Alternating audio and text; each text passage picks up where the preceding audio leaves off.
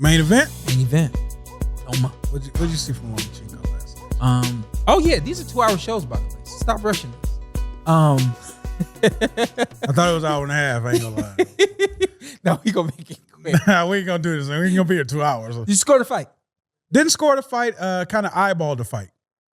7-5, and I think Loma got him at the end. Mm-hmm. We was texting and everything, and I was like, this guy a front runner. Yeah. Because we was in the group text saying Loma gonna get knocked out by nobody. We didn't say this, but Loma's gonna get knocked out by Tank, and yeah, that definitely could be right. But Tank won't fight at this pace. This guy got comfortable with Loma. He's been in sparring. He's been in camp with Loma, so he's like, I know what I could do, and that make it when you're in camp with somebody, they're comfortable with you. Yeah, you're comfortable with them. But that guy got out.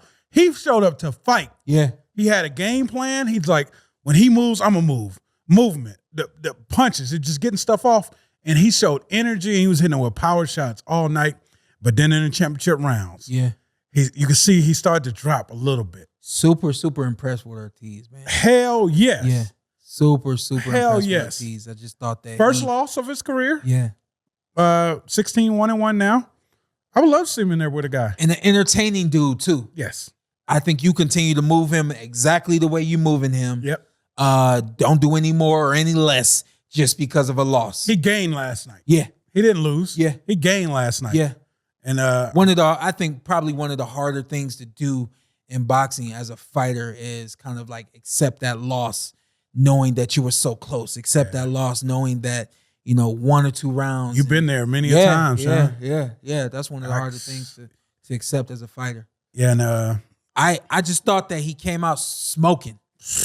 A lot like Teofimo Lopez. Yeah. Not to bring up old news, but maybe the experience of Loma in his corner is starting to work against him. Because experience is working against him. I dealt with this as an amateur. When we would spar with pros, come out smoking for 3 rounds. Been a front runner. And again, like Tim said this last night, you know how it is when you spar young guys, you spar amateurs, they come out, they smoking for 3 rounds. They trying to prove themselves. But then when you got to go 6 to 8 to 10 rounds in sparring, they can't last with you. Mm-hmm. And so I have a feeling that Loma, when they see these guys come out smoking, their experience tells them, they won't last. We'll get them on the back end. Yeah. Until the back end, you wait too long. Still there. Or until they still there.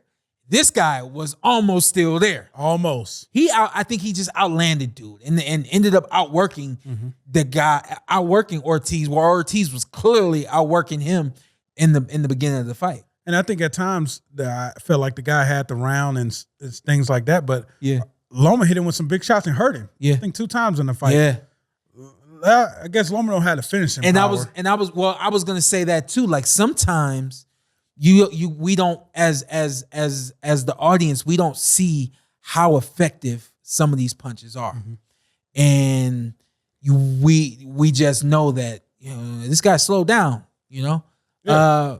But Loma didn't have any crazy body work to slow this guy down. He wasn't exclusively to the body to slow this guy down. How did this guy slow down? Well, between that guy getting hit with a few shots to the head that just had an effect on him that we didn't see. He didn't wobble and he didn't, he didn't step wrong or anything like that.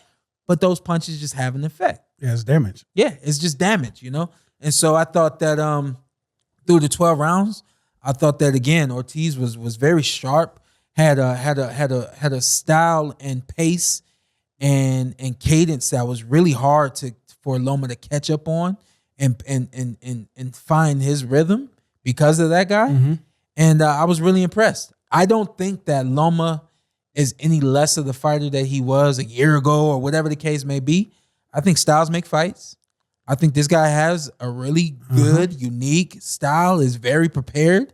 I want to see this guy again, but I thought that Loma's experience and Loma had a couple of rounds early where he was able to steal some, and I thought he got the back 4. Yeah, the back 4. I thought he got championship rounds. Yeah, and like I said, at the end of the day, the guy was comfortable with Loma because he'd been in camp with him. I don't think that was it. You don't think that it was don't. It? Because he was saying he spent time in camp, but he never showed him southpaw.